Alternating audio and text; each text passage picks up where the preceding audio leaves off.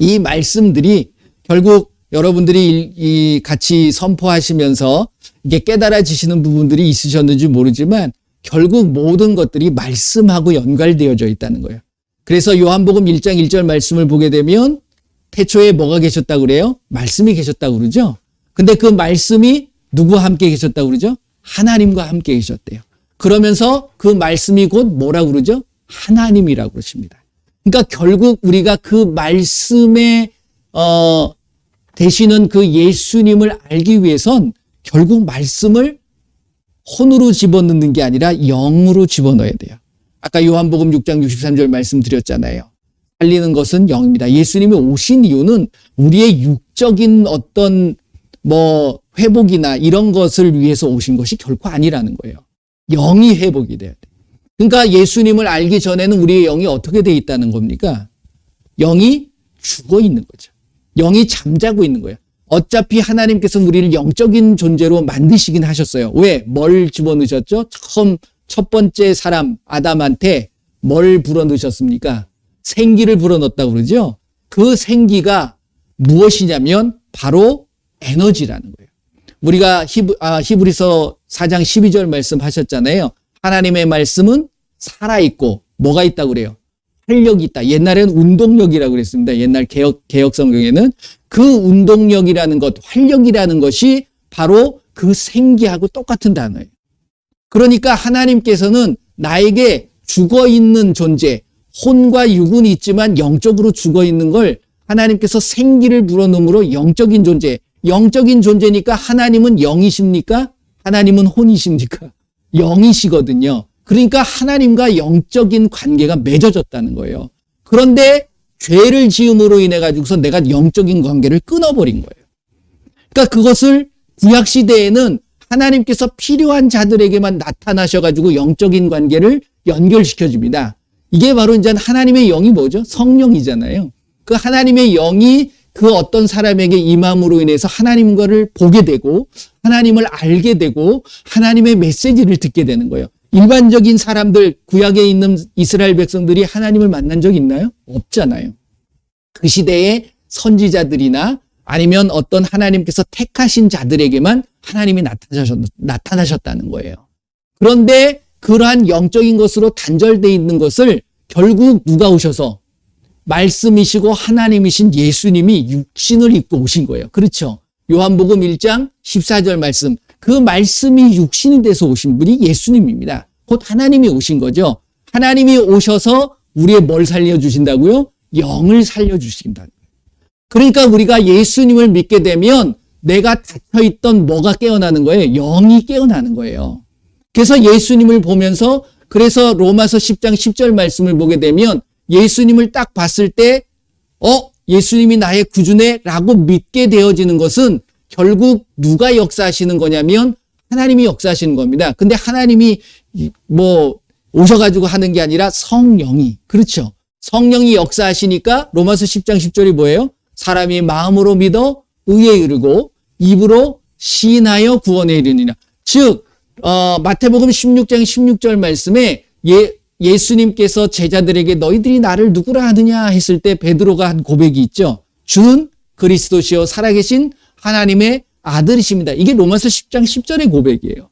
그렇죠? 그랬을 때 예수님이 하신 말씀이 있습니다. 그 고백을 했던 베드로가 자기가 알고 있었던 지식이나 경험을 가지고 그 고백을 한 건가요? 아니죠. 예수님이 뭐라고 그래요? 다 아버지께서 너에게 알게 해주셨다라는 말씀을 하십니다. 이게 이제 성령이 역사하시는 거죠. 근데 아직까지 예수님이 계실 때는 성령이 오시지 않았어요. 그렇죠? 요한복음 17장 17절 말씀을 요한복음 17장인가요? 7장 말씀을 보게 되면 예수님께서 결국 11절 12절 말씀을 보면 예수님께서 부활하고 승천하시지 않으면 성령이 오시지 않습니다. 영광을 받지 않았기 때문에 성령이 모든 사람들에게 있었다 없었다? 없었다라는 거거든요. 그렇기 때문에 예수님이 올라가신 후에 성령이 오셔서 결국 모든 자들에게 성령이 임함으로 고린도전서 12장 3절 말씀을 보게 되면 성령이 아니고서는 그리스도를 주라고 고백할 수 있다 없다? 없다라는 말씀을 하는 거예요. 그러니까 저와 여러분들은 결국 내가 여태까지 착하게 살고 남들한테 선행하고 봉사를 많이 했기 때문에 예수님께서 어여삐 여겨주셔서 예수님을 믿게 한 게 아니라는 거예요. 내 힘, 내 노력 가지고 예수님을 고백할 수 없고 알 수 없어요. 그것은 누구의 역사냐면 바로 성령의 역사입니다. 그것이 바로 영적인 부분이에요. 그 성령을 내가 알 때 비로소 성령이 오셔서 하시는 일이 뭐냐면 결국 누구를 알게 하냐면 예수님을 알게 하는 겁니다. 그렇죠? 요한복음 14장 26절 말씀이 뭐죠? 보혜사 아버지께서 내 이름으로 보내실 성령께서 모든 것을 가르쳐 주시고 예수님이 하신 모든 말씀을 기억나게 하신다. 성령이 오시게 되면 많은 사람들은 아까도 우리가 찬양을 그렇게 했지만 은사를 받는 줄 알아요. 근데 맞아요. 틀린 건 아닙니다. 왜? 고린도전서 12장 말씀 보면 성령의 은사가 있으니까. 근데 그 은사가 가만히 한번 들여다보세요. 그 은사가 무슨 은사입니까? 말씀을 깨닫는 은사예요. 그렇죠? 여러분들 성령의 은사 9가지가 나오는데 첫 번째 은사가 뭐죠? 지혜의 말씀의 은사예요. 그 다음에 지식의 말씀의 은사예요. 그 말씀, 그 다음에 나타나는 어떤 영분별이나 능력 행함이나 그게 기초가 되어지는 게 뭘까요? 내가 하고 싶은 대로 무슨 슈퍼맨이 돼가지고서 아니면 무슨 히어로가 돼가지고서 내 어떤 능력을 가지고 하는 게 아니라 뭐가 기초가 되는 거냐면 성령께서 깨닫게 하시는 말씀을 가지고 그 말씀의 능력이 나타나게 돼 있다라는 겁니다. 그게 예수님께서 주시는 성령이 주시는 은사라는 거예요. 그러니까 그 가장 큰 은사가 뭐냐? 고린도전서 12장 말씀을 보게 되면 성령의 9가지 은사가 나오는데 그 은사 얘기를 하고 나서 13장으로 넘어가면 뭐가 나오죠? 고린도전서 13장 보면 무슨 이야기 나와요? 너희가 천사의 말을 하더라도 방언을 하더라도 너희가 뭐가 없으면 사랑이 없으면 울리는 꽹가리고 아무 소용이 없다라는 말씀을 하면서 사랑에 대한 이야기를 해요. 그렇죠? 그러니까 결국 가장 큰 성령께서 우리에게 주시는 은사 중에 가장 큰 은사는 뭐냐? 뭘까요? 사랑이라는 거예요. 그러니까 믿음, 소망, 사랑. 왜? 예수님을 믿는 자들에겐 믿음이 없어지면 그 다음부터 아무런 소용이 없어요. 사막에 오아시스가 없는 거고 호빵에 안고가 없는 거고 이것처럼 정말 중요한 것이 없어져 버리는 거예요. 그렇죠? 저와 여러분들이 누굴 믿어요? 예수님을 믿는 거잖아요. 그 믿음이 없으면 안 되는 거야. 이게 어디까지요? 예수님 천국에 갈 때까지 천국에서도 믿음이 있을까요? 없을까요? 믿음이 있죠. 예수님에 대한 믿음은 변하지 않아야 된다는 거예요. 그렇기 때문에 그 고린도전서 13장 13절 말씀이 그거잖아요. 너희들이 믿음, 소망, 사랑 이 세 가지는 항상 변하지 않고 계속 있겠지만 그 중에 제일은 뭐라고요? 사랑이라. 소망에 대한 부분도 저와 여러분들은 끊임없이 잃어버리면 안 되는 거예요. 여러분들이 이 믿음, 소망, 사랑 너무 많이 들었던 이야기지만 이게 말씀이잖아요. 그렇기 때문에 여러분들이 이 말씀을 붙잡고 지켜나가실 수 있으셔야 된다. 제가 지금 쭉 말씀드렸던 부분들이 결국 무엇이냐면 저는 2023년을 시작하면서 그런 마음을 주셨어요. 예수님께서 내가 여태까지 여러분들과 저는 예외가 아니고요. 저도 똑같은 거예요. 저도 포함해서 모든 사람들이 새롭게 말씀으로 세워지기를 예수님께서 원하고 계신다라는 마음을 받았습니다. 그래서 여태까지 제가 여러분들과 말씀을 나누면서 결국 말씀에 대한 부분들, 기초적인 부분들을 말씀을 드렸지만 다시 한번 말씀으로 다시 세워지고 여러분들의 신앙들이 어떤 사람의 가르침이나 사람의 어떤 계명들이 아니라 오직 하나님의 말씀 안에서 세워져 갈 수 있는 그런 한 해가 되셨으면 좋겠어요. 그래서 저한테 주셨던 것이 자, 말씀 한번 찾아보실래요? 여태까지 제가 말씀을 쭉 드렸지만 자, 성경을 통해서 유다서 말씀을 한번 보세요. 맨 뒤 요한계시록 앞쪽에 유다서는 1장밖에 없습니다. 20절입니다. 유다서 1장 20절 말씀. 자, 같이 한번 읽어보겠습니다. 시작. 사랑하는 자들아, 너희는 너희의 지극히 거룩한 믿음 위에 자신을 세우며 성령으로 기도하며. 아멘. 자, 결국 예수님을 내가 믿게 되면 우리가 그 믿음은 거룩한 걸까요? 더러운 걸까요? 거룩한 겁니다. 그래서 말씀을 보게 되면 거룩이라는 단어들을 굉장히 많이 써요. 그러니까 우리가 영적인 예배를 드릴 때에도 로마서 12장 1절 말씀을 보게 되면 우리가 영적인 예배를 드리는데 영적인 예배를 드리기 위해 너희들이 먼저 전제되어져야 될 조건이 있다라고 그래요. 그게 뭐냐면 거룩한 산제물이 되라. 이렇게 얘기하십니다. 그렇죠.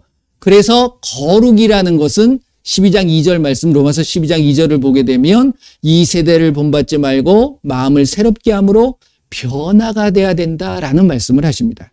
그랬을 때 하나님이 거룩하신 분입니까? 더러우신 분입니까? 거룩하신 분이죠. 그 하나님의 선하시고 기뻐하시고 온전하신 뜻이 무엇인지 분별할 수 있다라고 말씀을 하는 거예요. 그러니까 저와 여러분들이 누굴 믿어요? 하나님을 믿는 거잖아요. 하나님이신 예수님을 내가 믿는 거잖아요. 그러니까 그분이 거룩하시기 때문에 여기 보게 되면 유다서 1장 20절 뭐라고 그래요? 너희들이 거룩한 믿음이에. 즉 여러분들의 믿음 안에 다른 불순물이 들어와서는 된다 안 된다? 안 된다라는 거예요. 내가 믿는데 무슨 조건을 제시합니까? 내가 예수님을 믿을 텐데 이렇게 해주셔야 해서 믿겠습니다. 이거는 거룩한 믿음이 아니라는 거예요.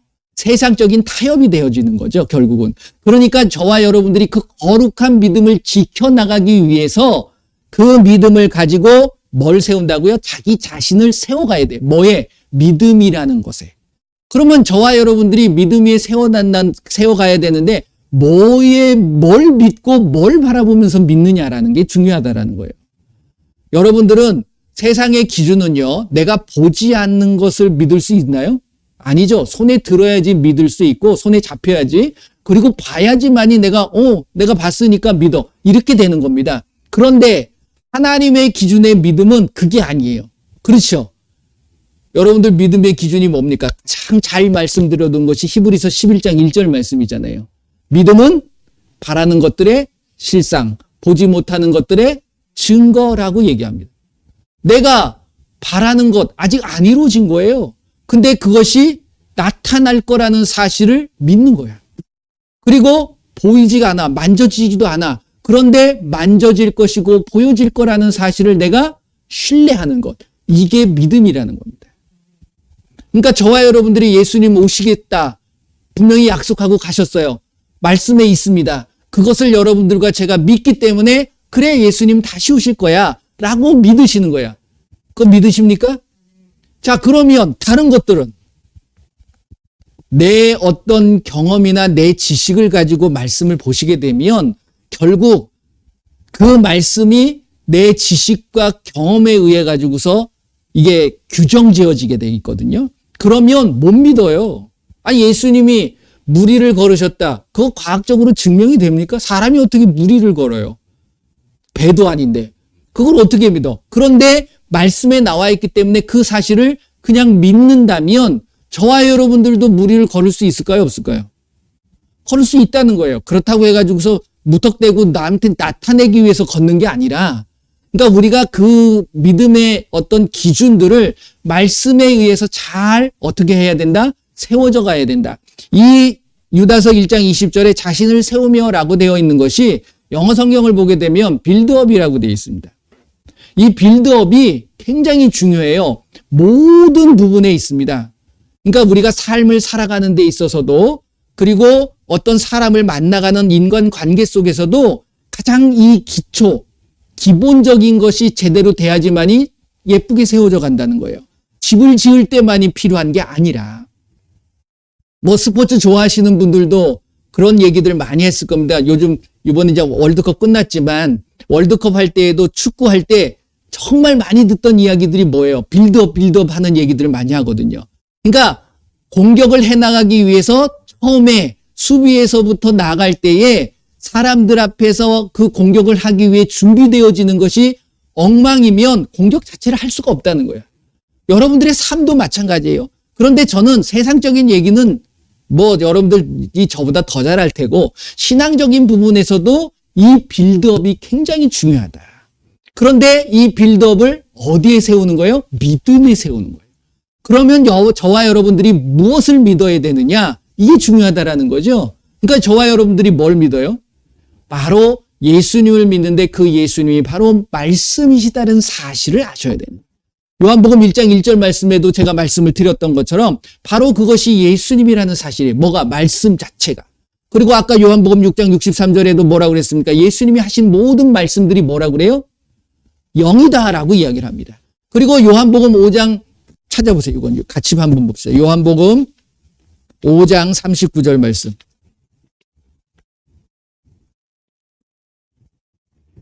요한복음 5장 39절. 왜 말씀이 중요하냐는 사실을 우리가 알아야 된다는 거죠. 같이 읽어보겠습니다. 너희가 39절, 요한복음 5장 39절. 너희가 성경에서 영생을 얻는 줄 생각하고 성경을 연구하거니와 이 성경이 곧 내게 대하여 증언하는 것이니라. 아멘. 자, 이거 누가 말씀하신 거죠? 예수님이 하신 말씀이에요. 그러니까 너희들이 성경, 이때는 신약 성경은 없었습니다. 구약, 율법이 있었죠. 그러니까 그 율법을 연구하는 자들, 율법 학자와 서기관들, 그다음에 바리새인들, 그 시대의 유대인들, 그 사람들한테 말씀하시는 거예요. 그러니까 너희들이 성경을 왜 연구하니? 영생 얻으려고 그러지. 그렇죠. 구약의 율법을 왜 지킵니까? 그들이 구원받기 위함이에요. 그렇죠. 그거 안 지키면 죄라는 것이 생기기 때문에, 근데 죄가 생길 수밖에 없어. 왜? 완벽하게 지킬 수 없기 때문에. 그러니까 율법에서는 뭐라고 해요? 제사 지내라. 예배하라는 거예요. 누구 찾으라는 거예요? 하나님을 찾으라는 거예요. 그러니까 결국 그 모든 결론적이고 귀결되어지는 것은 누구에게로 귀결되어지냐면 하나님에게로, 예수님을 만나게 되는 거예요. 그러니까 예수님이 이 말씀을 하시는 거예요. 결국 성경은 다 나에 대한, 율법 자체는 결국 나를 만나게 될 수밖에 없다. 그 얘기를 했는데 율법학자들의 귀에는 그게 안 들리는 거죠. 이 쓸데없는 소리 하고 있다고. 그러니까 저와 여러분들이 말씀에서 벗어나게 되면 예수님 자체를 100% 신뢰할 수가 없게 되는 겁니다. 그러니까 저와 여러분들은 사람의 가르침을 받는 게 아니에요. 한번 보실까요? 고린도전서 2장 말씀 한번 보세요. 고린도전서 2장 11절, 12절, 13절. 고린도전서 2장 11절, 12절, 13절 같이 읽어봅니다. 사람의 일을 사람의 속에 있는 영 외에 누가 알리요? 이와 같이 하나님의 일도 하나님 영 외에는 아무도 알지 못하느니라. 우리가 세상의 영을 받지 아니하고 오직 하나님으로부터 온 영을 받았으니 이는 우리로 하여금 하나님께서 우리에게 은혜로 주신 것들을 알게 하려 하심이라. 우리가 이것을 말하거니와 사람의 지혜가 가르친 말로 아니하고 오직 성령께서 가르친 것으로 하니 영적인 일은 영적인 것으로 분별하느니라. 아멘. 여기서 우리가 말씀을 읽으면서 우리가 깨달을 수 있는 게 뭐냐면 영이라는 것도 두 가지의 영이 존재한다는 것을 알 수 있어요. 그렇죠? 세상의 영과 하나님의 영. 그러니까 우리가 어떤 영을 받아들여야 되느냐는 누구의 몫입니까? 내 몫이에요. 내가 무엇을 선택하느냐. 그렇죠? 그런데 우리가 세상의 영을 선택하면 하나님의 영의 가르침을 받을 수 있다, 없다? 없다. 근데 그 세상의 영의 가르침이 뭐라고 표현되어져 있습니까? 사람의 가르침이다라고 이야기해요. 그러니까 우리가 신앙생활을 어떤 사람에 의해서 가르침을 받으시면 안 된다는 거예요. 제가 여러분들한테 그래서 저는 설교라는 말을 안 해요. 잘 들어보시면 저는 말씀을 나눈다고 합니다. 왜 그러냐면 설교라는 것은 내가 가르치는 거야. 설명하고 말씀을 내가 가르치고 설명할 수 있어요?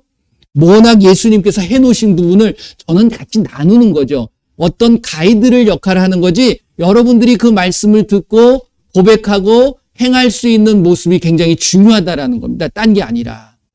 그렇기 때문에 여러분들의 말씀 속에서 이 말씀들이 결국은 누가 가르쳐 주셔야 된다고요? 성령이 가르쳐 주셔야 돼요. 성령이 가르쳐 주셔야 된다는 거예요. 그래서 성령께서 뭘 가르쳐 주시냐면 결국 아까 제가 말씀드렸던 요한복음 14장 26절 말씀, 성령이 오셔서 뭐 한다고 그랬어요? 우리에게 예수님의 하신 모든 말씀들을 가르쳐 주시고 생각나게 하신다라는 것을 우리가 알아야 된다라는 겁니다. 네. 이해되시나요? 그렇기 때문에 여러분들과 제가 말씀을 떠나서는 영적인 걸 알 수가 없어요. 영적인 게 뭐예요? 예수님이 하신 말씀이거든요. 곧 예수님입니다. 그래서 여기서 보게 되면 12절 말씀 보면 하나님께서 우리에게 은혜로 주신 것들을 알게 한다 라고 말씀하십니다. 누가? 하나님의 영, 성령이. 그럼 성령이 말씀을 알게 하신다고 그랬잖아요. 그 말씀이신 분이 누구라고 그랬어요? 예수님이라는 거야. 그게 은혜로 주신 건데, 자, 골로새서 2장 2절 3절 말씀을 한번 보세요. 골로새서, 빌립보서 다음 골로새서 2장 2절 3절. 예수님을 알게 하는 거예요. 말씀을 통해서. 그렇죠? 같이 읽어봅니다. 이는 그들로 마음의 위안을 받고 사랑 안에서 연합하여 확실한 이해의 모든 풍성함과 하나님의 비밀인 그리스도를 깨닫게 하려 함이니 그 안에는 지혜와 지식의 모든 보화가 감추어져 있느니라. 아멘. 누구 안에? 예수님 안에. 예수님 안에 지혜와 지식의 모든 보화가 감춰져 있어요. 이게 바로 영적인 것은 영적인 것으로 분별할 수 있는 거예요. 그러니까 영적인 사람이 아니면 세상의 지혜와 세상의 지식을 가지고서 분별하게 돼 있죠. 그러면 예수님을 제대로 알 수 있을까요? 없을까요? 알 수 없다는 겁니다. 그러니까 저와 여러분들이 이제 2023년 지나간 일에 대해서는 우리가 거기에 집착할 필요도 없고 거기에 낙심할 필요도 없어요. 이제 나에게는 새로운 소망, 그래서 믿음, 소망이 중요한 거예요. 내가 2023년 한 해 동안 이 말씀, 그래서 예수님을 내가 깊이 알아갈 수 있는 히브리서 3장 1절 말씀을 보게 되면 이렇게 되어 있습니다. 한번 보실래요? 히브리서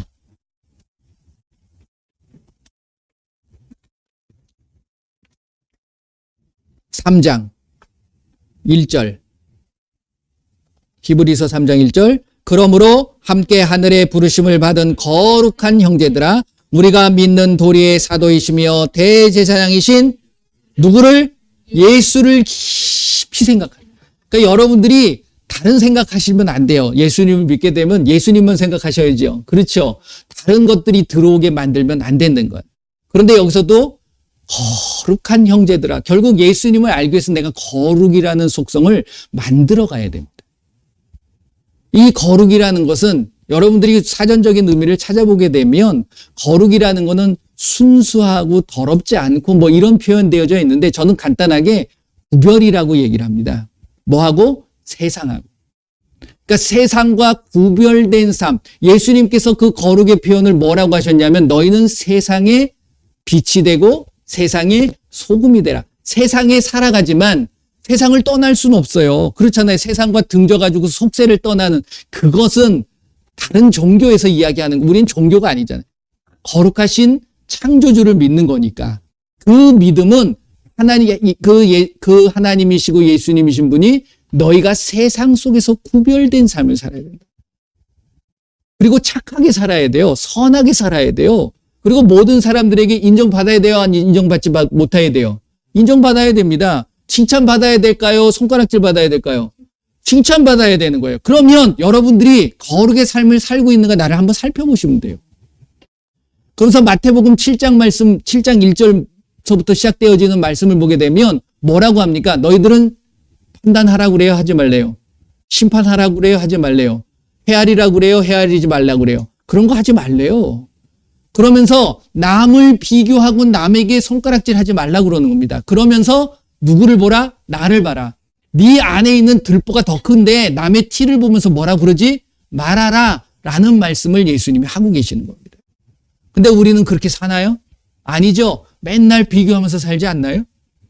저 사람은 저런데 저 사람은 믿지도 않는데 왜 나보다 더 잘 돼? 그런 마음 들지 않나요? 그런 마음 여기 계신 분들은 한 분도 안 갖고 계실 줄 믿습니다. 인터넷을 통해서 예배 드시는 분들도 혹시 계시다 그러면 예수님의 이름으로 쫓아내버리세요. 그게 사랑의 걸림돌이 되는 거예요. 예수님은 결국 우리에게 뭘 하라고 그러냐면 사랑하라고 하시는 겁니다. 말씀의 핵심 결론적인 부분은 사랑이에요. 그러니까 저와 여러분들이 거룩한 믿음 위에 자기 자신을 세워가는 것, 이 세워가는 것은 빌드업, 즉 건축해가는 거예요. 뭘로 건축해가는 거예요? 저와 여러분들이 뭐기 때문에 건축하라고 그럴까요? 성전이기 때문에. 그렇죠. 고린도전서 3장 16절 말씀 보게 되면 너희가 하나님의 성전인 것과 너희 안에 성령이 계시는 것을 알지 못하느냐라고 말씀을 하십니다. 한번 볼까요? 그 다음 말씀이 더 중요해서 3장 16절 17절 고린도전서 3장 16절 17절 이게 이제 거룩의 속성을 지켜나가기 위함이죠. 16절 너희 같이 읽어봅니다. 너희는 너희가 하나님의 성전인 것과 하나님의 성령이 너희 안에 계시는 것을 알지 못하느냐. 누구든지 하나님의 성전을 더럽히면 하나님이 그 사람을 멸하시리라. 하나님의 성전은 거룩하니 너희도 뭐하라? 거룩하라 라는 얘기예요. 성전, 거룩한 집이잖아요. 하나님이 계시는 곳이 거룩한 집인데 그 집이 어디예요? 여기예요? 교회예요? 예루살렘 성전이에요? 아니에요. 나예요. 내가 하나님의 성전이 되는 거야. 그러니까 내가 거룩해야 돼요? 거룩하지 않아야 돼요? 거룩해야 돼요. 그러니까 더럽혀지면 안 돼요. 더럽혀지면 뭐라고 그래요? 하나님께서 뭐라고 그랬어요? 멸해버리신대요. 멸하시는 것은 구원받을 수 있다는 거예요? 못 받는다는 겁니까? 못 받는다는 거예요. 저와 여러분들이 세상과 짝을 하고 세상과 타협하고 세상 속에서 하나님을 가끔 생각하는 그러한 삶이 거룩한 삶일까요? 아니죠. 거룩에 되어진다는 것이 결코 쉬운 게 아닙니다. 이 세대를 본받지 말고 마음을 새롭게 함으로 변화를 받아. 이렇게 간단하게 얘기해 놓은 것 같지만 거룩이라는 것, 이게 갈라디아서 5장 말씀을 보게 되면 이렇게 나눠집니다. 성령의 사람과 육체의 사람으로. 그렇죠? 성령의 사람은 성령의 열매를 맺어야 되고 육체의 사람은 육체의 열매를 맺을 수밖에 없어요. 그러니까 결국 내가 살면서 한번 보세요. 갈라디아서 5장. 갈라디아서 5장 16절서부터 보게 되면 쭉 해가지고서 보시면 그렇게 얘기하죠. 내가 이르노니 너희는 성령을 따라 행하라. 그리하면 육체의 욕심을 이루지 아니하리라. 즉 결국 내가 성령이 내 안에서 충만해서 성령의 인도함을 받지 않게 되면 우리는 결국 뭘 따라서 갈 수밖에 없어요. 육체를 따라서 갈 수밖에 없다라는 거예요. 여기 보게 되면 쭉 나옵니다. 그것은 여러분들이 읽으세요. 그 육체의 일은 이러한 일들이 있다. 그러니까 결국 성령의 열매를 맺을 수 있어요? 없어요? 없어요. 육체의 일을 하면서 성령의 열매를 어떻게 맺습니까? 그러니까 여러분들이 말씀을 통해서 나를 살피실 수 있으셔야 돼요. 다른 사람 이야기할 필요 있어요? 없어요? 없다는 겁니다. 저도 가끔 가게 되면 그런 얘기해요. 근데 그것을 저는 비판하거나 판단하려고 이야기하지 않습니다. 그래서 저는 뭐라고 이야기하냐면 심지어 우리가 일반적으로 이야기하는 이단들, 성경적인 표현은 적그리스도죠. 그 적그리스도까지 우리가 판단할 필요 없어요. 그 판단과 심판은 누가 하시는 겁니까? 예수님이 하시는 거예요. 하나님이 하시는 거예요. 내가 하나님이 되려고 그래. 가끔 보게 되면.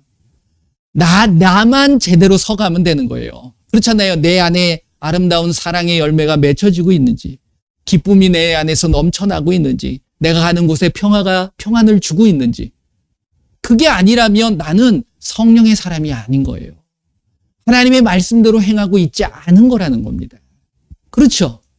제가 늘 강조했던 말씀, 전에도 그랬지만 마태복음 5장, 6장, 7장 이거 정말 이것이 결국 저와 여러분들이 예수님을 믿는 자라면 믿는 자는 이렇게 행해야 된다라는 말씀을 예수님께서 엑기스로 해놓으신 말씀이에요. 모든 말씀들이 다 중요하지만 왜? 그거는 직접적으로 예수님이 공생애를 시작하시면서 많은 사람들을 모아놓고 처음으로 말씀을 가르쳐 주셨던 거예요. 그리고 나서 8장부터 마태복음 8장부터 본인이 이야기했던 그 말씀 그대로 삶을 3년 반 동안 살아가십니다. 저와 여러분들 그렇게 살아가야 되는 거 아니에요? 예수님을 믿는다면. 그렇기 때문에 저와 여러분들이 뭐가 있어야 돼요? 말씀이 있으셔야 돼요. 여러분들의 생각, 여러분들의 삶, 여러분들의 어떤 모든 기억 속에는 말씀만이 기억나야 되는 겁니다. 다른 게 기억나면 안 돼요. 내가 이렇게 해봤더니 이것도 조심하셔야 되는 거예요. 그리고 꿈속에서 누군가를 만나가지고 그게 뭐 하나님이라고 그러고 예수님이라고 하셨지만 그것도 결국은 저와 여러분들이 이 말씀으로 분별하셔야 된다는 거예요. 왜 그러냐면 성경 말씀을 보게 되면 마귀도 사탄도 광명한 천사의 모습으로 나타나요, 안 나타나요? 나타난다고 하잖아요. 때로는 그렇게 나타날 수 있기 때문에 저와 여러분들이 그 말씀으로, 왜 예수님께서 그 모습을 애초에 처음부터 공생에 시작하시기 전에 뭐 하셨죠? 40일 금식 기도하셨죠? 금식하시고 나서 처음 하셨던 일이 뭐예요? 마귀하고 만나가지고 마귀로부터 시험받은 일이에요. 기억하시잖아요. 그 마귀로부터 시험 받았을 때에 예수님의 행동과 말씀이 뭐죠? 말씀이셨어요. 모든 게 말씀에 벗어나면 결국 너희들은 누구한테? 마귀와 귀신한테 질 수밖에 없다라는 사실을 이미 얘기해 놓으셨다는 거예요. 그렇기 때문에 저와 여러분들이 빌드업 2023년 좀 멋있죠? 근데 말씀으로 저와 여러분들이 정말 새롭게 성전으로서 아름다운 성전으로 건축해 나가실 수 있는 저와 여러분들이 되시기를 바랍니다. 그래서 요 몇 주 동안은 계속 그 말씀의 기초적인 부분들을 제가 나누려고 그래요. 그걸 아셔야 돼요. 저도 이 예수님을 믿고 나서 저한테 기초가 되었던 건 뭐냐면 교회에서의 가르침이었거든요. 성경 공부라는 것. 근데 그 성경 공부가 저는 그게 정말 영적인 것이고 그 말씀이 제대로 된 건 줄 알았어요. 그런데 제가 이 말씀을 깨닫고 나니까 그게 학문이었다는 거예요. 내 사람의 지식이었다라는 거예요. 그리고 나서 제가 목사 되기 위해서 어디 갔을까요? 신학교 갔잖아요. 신학이라는 것 자체도 사람의 가르침이었더라고요. 들어가서 배운 게 교리를 배웠어요. 이론을 배웠어요, 제가. 왜? 무슨 론, 무슨 론 이러면서 배웠거든요. 근데 그게 왜 말씀을 안 하는 건 아니에요. 성경 말씀을 인용합니다. 그런데 가만히 나누고 보니까 어떤 사람이 이렇게 얘기하더라. 이것들이 많이 들어왔어요. 제가 장로교회였거든요. 그러다 보니까 어떤 사상이 많이 들어왔냐면 루터, 칼빈, 스윙글리 이런 분들의 사상이 많이 들어와 있어요. 그래가지고서 말씀을 볼 때 아 그렇지 칼빈은 이렇게 주석을 달았었지 이게 떠오르더라고요. 그리고 어떤 유명한 우리 한국교회에서도 많이 유명하신 신학자분들 계시잖아요. 아 이분은 이 목사님은 이렇게 얘기했던데 이게 떠오르더라고요. 그러면서 그 말씀을 그렇게 해석하고 있어. 틀린 건 아니에요. 그게 뭐 그렇다고 해서 예수님이 다른 존재로 바뀌어지는 건 아닌데 결국 내가 누구를 먼저 생각하느냐? 사람을 먼저 생각하더라. 갈라디아서 1장 6절서부터 10절 말씀을 보게 되면 복음이라는 것이 다른 복음이 있다고 그래요? 없다고 그래요? 다른 복음이 있을 수 없잖아요. 그런데 다른 복음이 생겨난대요. 왜? 그들이 내가 전한 것 외에 다른 걸 전하면 다른 복음이 되는 거예요. 그것이 결국은 누구냐면 중심이 사람이냐 예수님이냐에 따라서 달라진다는 겁니다. 저와 여러분들이 예수님을 믿으면 누구를 기쁘게 해야 될까요? 예수님을 기쁘게 해야 되잖아요. 예수님을 기쁘게 하기 위해서는 예수님이 하신 말씀을 지키면 되는 거예요. 그런데 여러분들 한번 생각해 보세요. 지금까지 예수님의 말씀을 지켰나? 그래서 예수님을 기쁘게 했나? 아니면 어떤 사람을 내가 의식해가지고 그 사람의 마음에 맞기 위해서 내가 신앙생활을 하지는 않았는가? 저는 그것을 생각했을 때 제가 부교육자로 있을 때는 담임 목사님 마음에 들기 위해서 신앙생활을 해왔었고 내가 담임 목사가 되어졌을 때에는 목회를 했을 때에는 사람들 비유를 맞추기 위해서 내가 설교를 하고 있고 그런 모습들이 떠오르더라는 거죠. 그러니까 갈라디아서 1장 10절 말씀을 보게 되면 바울이 그런 고백을 합니다. 내가 사람을 좋게 하랴 하나님을 좋게 하랴. 내가 만약 사람을 좋게 했다면 나는 하나님의 그리스도의 종이 아니다 라는 고백을 하는 거예요. 저 여러분들 마찬가지예요. 누구나 그리스도의 종이고 예수님의 아들과 딸입니다. 그렇죠? 하나님의 자녀예요. 그러면 나는 부모이신 하나님을 기쁘게 하면 되는 거예요. 사람 기쁘게 할 필요 없습니다. 저는 그렇습니다. 정말 말씀대로 우리 아이들도 있지만 정말 말씀대로 살려고 하는 자들 보면 내 말을 어긴다 하더라도 그 모습이 너무 아름다워. 전에는 근데 안 그랬어요. 이게 내 말을 안 들어? 그래가지고서 말씀보다도 내 말이 더 중요했죠. 저와 여러분들이 결국 무엇에 우선순위를 둬야 되냐면 살아계신 하나님의 말씀에 우선순위를 두셔야 되는 거예요.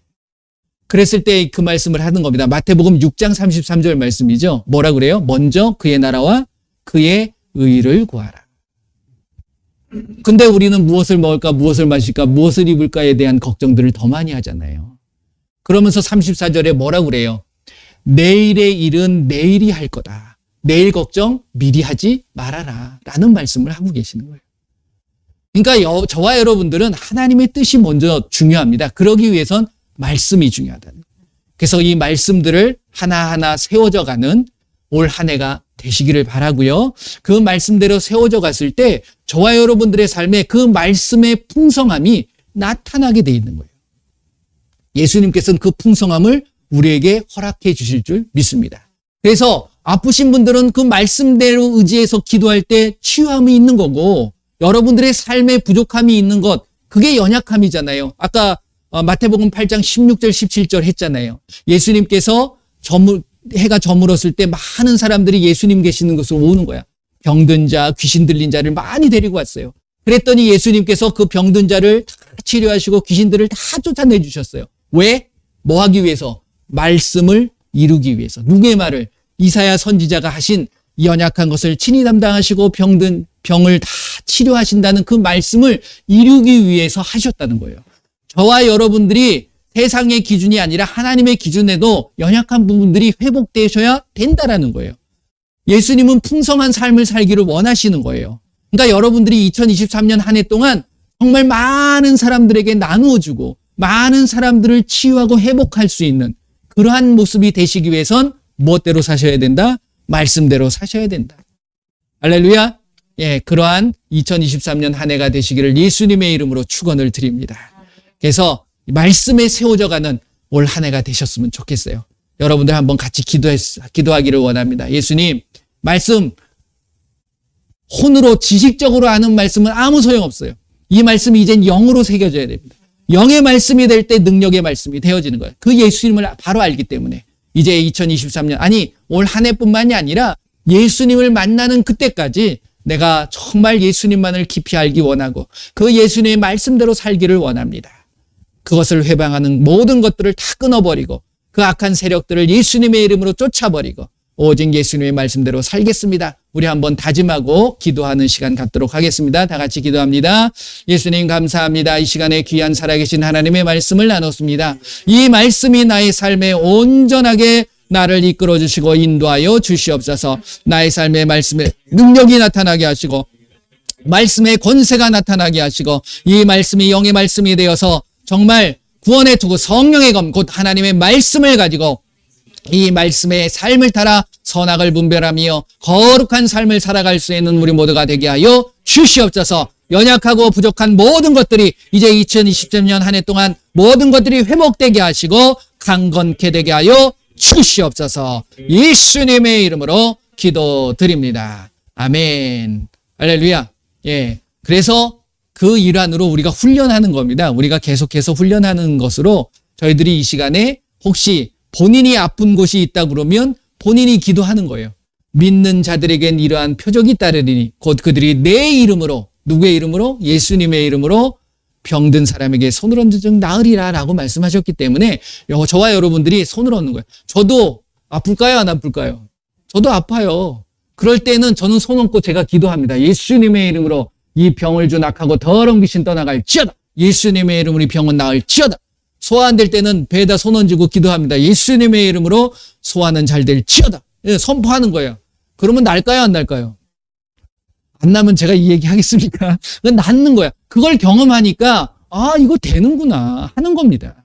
근데 그것은 나뿐만이 아니라 이제 내 주변에 있는 가족분들, 내가 사랑하는 가족들을 향해서도 내가 손을 얹고 기도할 수 있을까요? 없을까요? 있다는 거예요. 자, 이것이 병이라는 것이 꼭 우리가 생각하는 육체적인 질병뿐만이 아니에요. 가난도 병입니다. 그렇죠. 내 부정적인 생각도 병인 거예요. 정신병이거든. 그러니까 이러한 모든 것들을 예수님의 이름으로 손을 얹고 기도하라는 거예요. 여러분들 혹시 필요한 재정적인 어떤 부족함이 있습니까? 욕심만 부리지만 마세요. 욕심으로 구하는 건 예수님 다 아시니까. 근데 그 필요를 예수님 알고 계시는 거야. 그러니까 예수님의 이름으로 그 필요를 따라서 여러분들이 선포하셔야 돼요. 이게 결국 병의 회복입니다. 그러니까 가난하게 사는 것도, 가난하게 살면 솔직히 예수님 믿을 마음 생깁니까 안 생깁니까? 그것 때문에 너무 힘든 거예요. 그렇기 때문에 예수님도 가난하게 해 주셨어. 가난하게 오셨어요. 그래서 그 예수님을 믿는 자들을 부유하게 해 주시는 거예요. 그러니까 그 말씀을 믿고 선포하시는 이 시간이 되셨으면 좋겠습니다. 자, 혹시 또 생각나시는 분이 계시면 예수님의 이름으로 그분들의 이름을 부르고 그분들을 기도하세요. 그러면 예수님께서 치유하시는 겁니다. 우리 한번 다 같이 중보하도록 하겠습니다. 예수님 감사합니다. 이제 2023년 이제 시작되었습니다. 예수님이 이 땅의 삶을 살아가면서 예수님을 만나는 그때까지 믿는 자의 모습으로 예수님의 이름으로 우리의 모든 연약하고 모든 질병과 모든 부족한 모든 것들이 회복되어지고 치료되어지고 풍성하게 채워지는 놀라운 축복이 임하게 하여 주시옵소서. 이 시간 예수님의 이름으로 명하노니 모든 질병을 위하여 기도합니다. 머리부터 발끝까지 모든 세포 하나하나까지 예수님께서 온전하게 하시고 깨끗하게 치료하여 주시옵소서. 예수님의 이름으로 명하노니 모든 질병은 다 치료되어질 시어다. 우리에게 모든 질병을 갖다 주는 악하고 더러운 귀신들 예수님의 이름으로 이 시간 묶임을 당하고 떠나갈 시어다. 가난도 떠나갈 치어다. 모든 재정의 풍성함도 임할 치어다. 예수님의 이름으로 우리의 연약하고 우리의 부족한 모든 것들이 채워질 치어다. 예수님의 이름으로 100배, 1000배, 10,000배로 채워질 치어다. 예수님의 이름으로 특별히 코로나 바이러스 독감으로 이 시간 고통당하는 모든 자들 이 시간 만져 주시옵소서. 예수님의 이름으로 명하노니 코로나 바이러스는 완전히 떠나갈 치어다. 독감 감기는 떠나갈 치어다. 깨끗하게 치료되어질 치어다. 예수님의 이름으로 기도합니다. 아멘. 할렐루야. 예, 기도하셨습니까? 아프신 곳 손 얹고 기도하셨어요? 자, 그러면 점검해 보셔야 돼. 살펴보셔야 돼. 기도했으면 나을 줄 믿습니다. 그건 믿음 좋아요. 하지만 내가 점검해야 돼. 그래서 아프면 어떻게 해야 될까요? 에휴, 안 고치셨네? 이게 아니라, 날 때까지, 고쳐질 때까지 기도해야 되겠구나. 그러다 보면 고쳐지고 믿음이 생기고 예수님에 대한 능력을 경험하게 되어 있는 겁니다. 절대로 포기하지 마세요.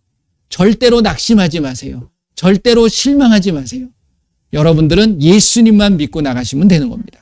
가난도 마찬가지예요. 한번 선포했다고 안 들어왔네. 그러면 그만두실 거예요? 아니잖아요. 계속해서 구하셔야 되는 거예요. 한번 2023년 여러분들 무언가가 확실하게 변화해지는 그 한 해가 되셨으면 좋겠습니다. 정말 모든 것들이 풍성하게 채워지고 그래서 하나님 앞에 영광을 올려드리시는 저와 여러분들이 되시기를 바랍니다. 제가 기도하겠습니다. 예수님 감사합니다. 이 시간도 예수님께서 함께 해주셨습니다. 예수님의 이름의 놀라운 권세와 능력이 우리의 삶을 통해서 아름답게 나타나게 하여 주시옵소서. 이 시간에 우리의 육신의 연약함 때문에 예수님 앞에 예수님의 일들을 하나님의 나라와 하나님의 의를 위하여 일하지 못하는 경우가 생기지 않도록 늘 건강을 지켜주시고 우리의 필요를 따라 필요한 모든 것들을 풍성하게 채워 주시옵소서. 우리에게 허락하신 하루하루의 날이 정말 이제 예수님 앞에 더 가까이 가는 그리고 예수님을 더 깊이 알아가는 그리고 예수님과 깊이 교제할 수 있는 우리의 모습들이 되게 하여 주시옵소서. 그러므로 내가 가는 곳에 예수님의 아름다운 향기가 발하여지게 하시고 그 예수님의 사랑이 전하여지게 하시고 예수님의 복음이 전하여지는 2023년 한 해가 되게 하여 주시옵소서.